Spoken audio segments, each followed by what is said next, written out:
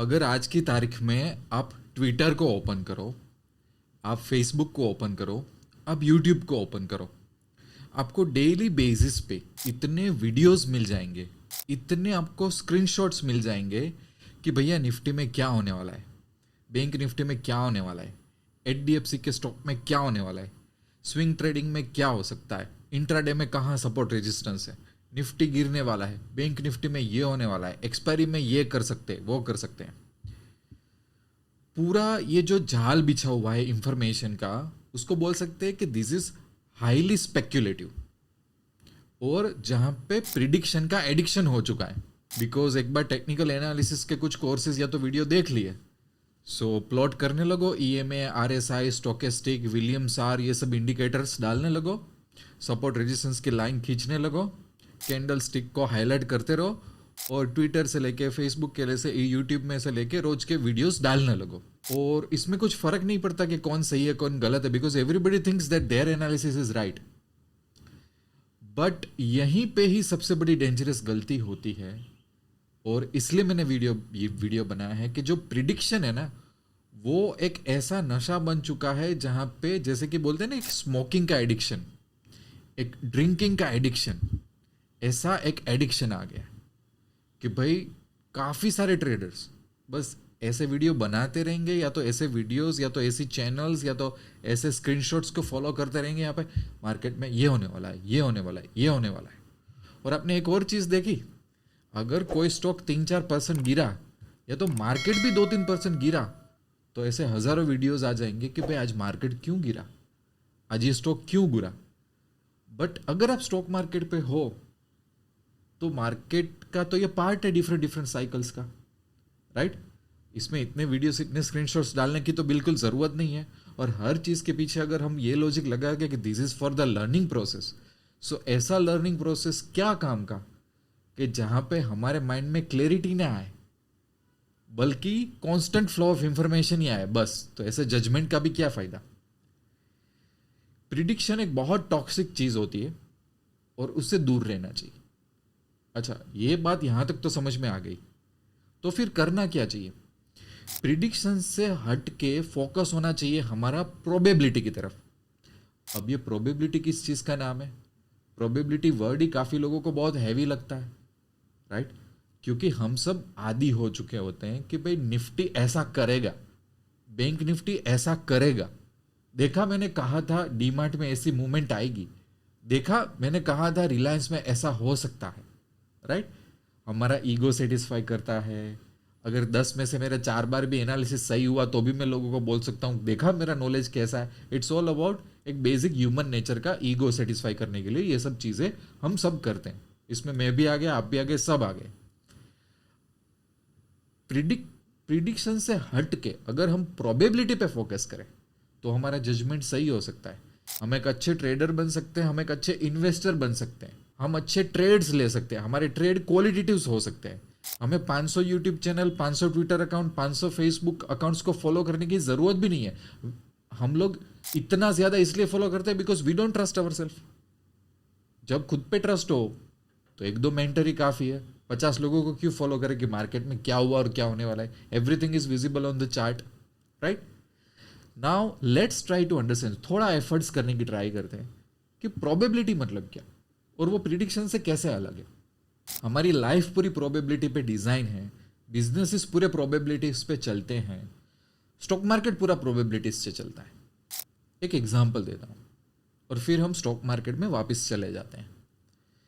Insurance company के पास जब भी आप लेते हो पॉलिसीज, जैसे कि आपने टर्म प्लान ले लिया, लाइफ इंश्योरेंस ले लिया, कोई मेडिकल इंश्योरेंस ले लिया, कोई क्रिटिकल इलनेस का इंश्योरेंस ले लिया, तो वो आपकी एज के हिसाब से, आपकी आदतें कैसी है उसके हिसाब से, आपका ब्लड रिपोर्ट क्या कहता है उसके हिसाब से, और आपको अभी कोई डिसीज है उसके हिसाब से आपको प्रीमियम कोट करती है कि नहीं करती है।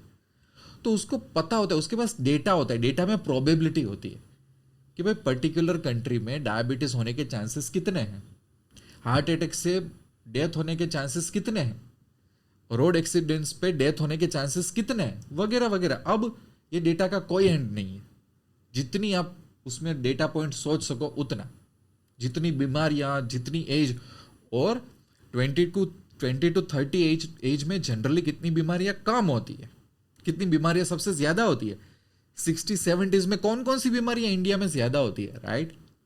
सो उनके पास डेटा होता है, डेटा के प्रोबेबिलिटी नंबर पे वो प्रीमियम डिसाइड करते हैं कि भाई अगर इस चीज के बढ़ने के चांसेस 70% है तो प्रीमियम हाई कर दो। एक्यूरेसी नहीं होती, राइट? एक्यूरेसी पे काम कर ही नहीं सकते। भले आप कोई पे पॉलिसी डिजाइन कर रहे हो, वहां पे आपने बोल दिया कि भाई इसके होने के चांसेस 80% है, पर 20% चांसेस नहीं होने का भी है, but it's a business, you have to take a risk, right?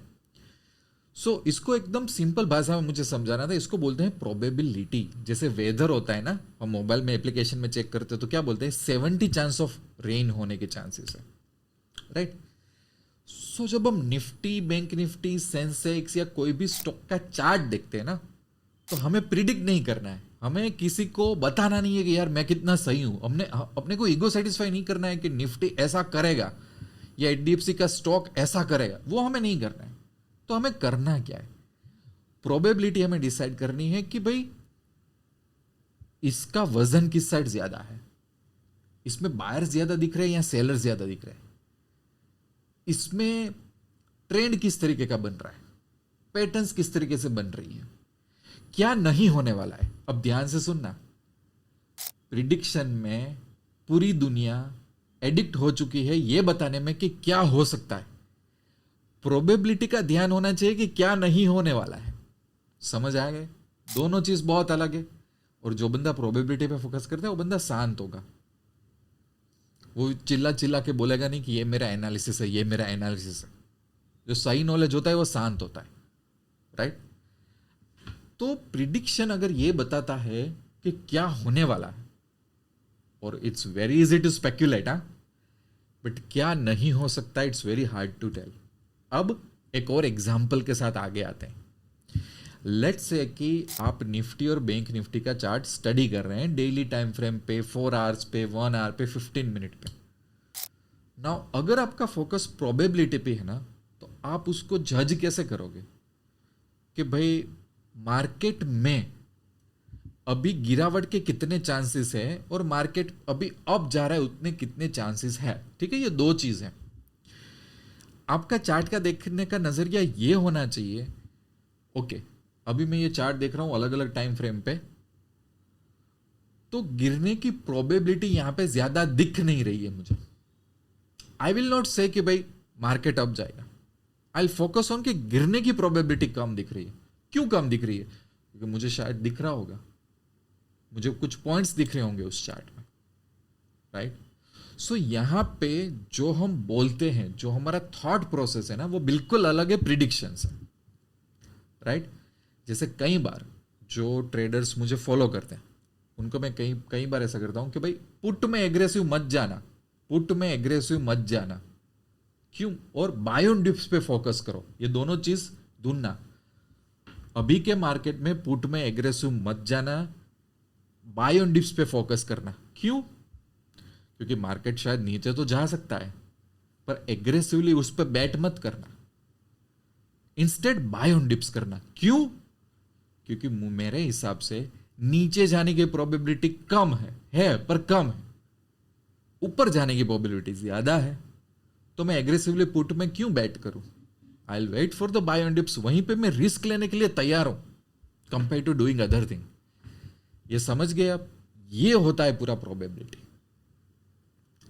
और प्रिडिक्शन ये होता है कि ये लेवल पे ऐसा होगा, ये लेवल आए तो ये करना है, ऐसा ऐसा वैसा ऐसा, कहीं पे भी स्टॉप लॉस, कहीं पे भी एंट्री, हर 4 घंटे में लॉजिक चेंज, हर 4 घंटे में मूड चेंज, राइट?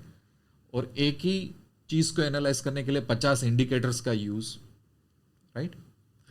सो अगर आपको एक लॉन्ग टर्म अच्छे ट्रेडर बनना है, एक अच्छे इन्वेस्टर बनना है, अपना जजमेंट रिफाइन करना है, बेटर करना है, तो focus on the probability.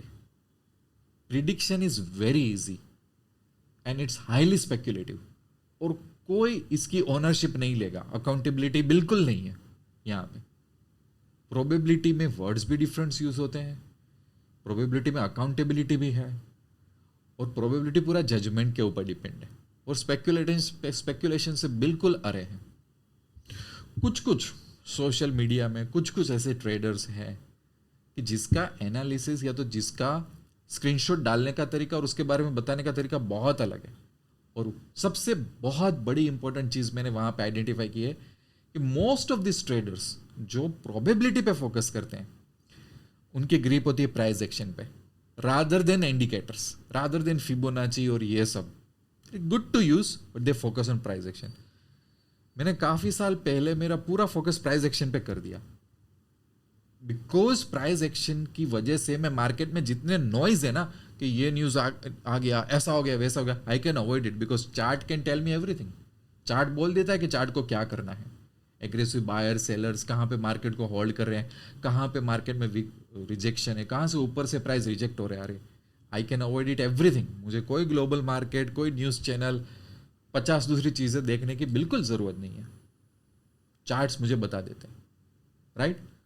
So try to focus on the probability, क्या नहीं होगा उस पर फोकस करो, कहाँ पे मार्केट की प्रोबेबिलिटी ज़्यादा है, राइट। भले अभी मार्केट में सब बोलते मार्केट क्रैश होगा, मार्केट क्रैश होगा, इट्स वेरी इजी टू से मार्केट क्रैश होगा, वेरी इजी। ओ इंडिया का मार्केट बहुत इन्फ्लेटेड हो गया, ऐसा हो गया, सब ओवरवैल्यूड हो गया, any one can say that with a basic knowledge.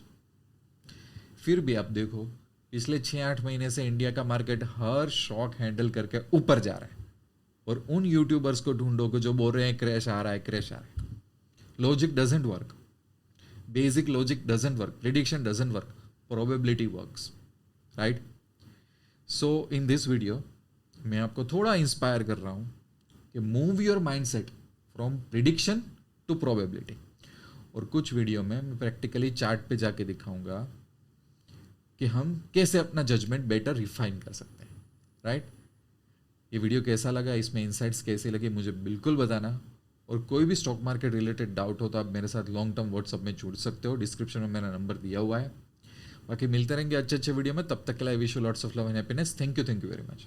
दोस्तों, अगर आप एक ऐसे ट्रेडर हो जिसको टिप्स और शॉर्टकट्स नहीं चाहिए, बट आप सीरियसली स्टॉक मार्केट में आगे बढ़ना चाहते हो, अपने और अपने फैमिली के लिए इनकम अर्न करना चाहते हो, तो आपके लिए एक बहुत ही अच्छी गुड न्यूज़ है। मैंने स्टार्ट किया हुआ है बैंक निफ्टी वर्कशॉप और काफ़ी सारे ट्रेडिंग सिस्टम्स। ये दोनों की थीम है मेंटरशिप, क्योंकि मैं मानता हूँ कि स्टॉक मार्केट में सफलता हासिल करने के लिए आपके पास कोई मेंटर होना चाहिए जो आपको सही राह दिखा सके, आपका हाथ पकड़ सके। तो आपकी काफ़ी सारी जर्नी ईजी भी हो जाएगी, बड़े बड़े खड्डों में से भी बच जाओगे, अच्छी तरह से ट्रेडिंग भी करोगे और लाइफ में आगे भी बढ़ सकोगे। तो अगर आपका थोड़ा सा लॉन्ग टर्म व्यू पॉइंट है तो आप पैसा तो बनेगा कि एप्लीकेशन आज ही डाउनलोड कर लो। वो एप्लीकेशन में आपको बैंक निफ्टी वर्कशॉप मिल जाएगा। वो उन ट्रेडर्स के लिए है जिनको आगे जाके बैंक निफ्टी में महारत हासिल करनी है। दूसरा कि ऑप्शन बाइंग सिस्टम मिल जाएगी, इंट्राडे सिस्टम मिल जाएगी, स्विंग ट्रेडिंग सिस्टम मिल जाएगी, इन्वेस्टमेंट सिस्टम मिल जाएगी और हेजिंग सिस्टम मिल जाएगी। ये सिस्टम्स में स्ट्रैटेजीज के साथ साथ माइंडसेट पे कैसे वर्क करना है, रिस्क मैनेजमेंट कैसे करना है, ये 360 degree solution in terms of mentorship theme मैंने दिया हुआ है, ताकि बंदा पीछे ना हटे, बंदे को शॉर्टकट ना मिले। और साथ तो साथ मेरे साथ आप टेलीग्राम और व्हाट्सएप में भी क्वेरीज और डाउट के लिए कनेक्ट रह सकते हो, ताकि कोई भी बंदे को एक सही राह मिले और सही तरीके से वो बंदा आगे आए। अगर आपका फोकस ये है तो आप पैसा तो बनेगा के साथ जुड़ सकते हो, क्योंकि मुझे भी ऐसे ट्रेडर के साथ जुड़ना अच्छा लगता है कि जिनमें पेशेंस है, जो सही तरीके से पैसा कमाना चाहता है और वो खुद बिलीव करता है कि नहीं उसको स्टॉक मार्केट में मेंटर या कोच की ज़रूरत है। पैसा तो बनेगा कि एप्लीकेशन की लिंक आपको डिस्क्रिप्शन में मिल जाएगी, ना मिले तो आप मुझे व्हाट्सअप भी कर सकते हो, मैं आपको वो लिंक दे दूंगा। सी यू सून।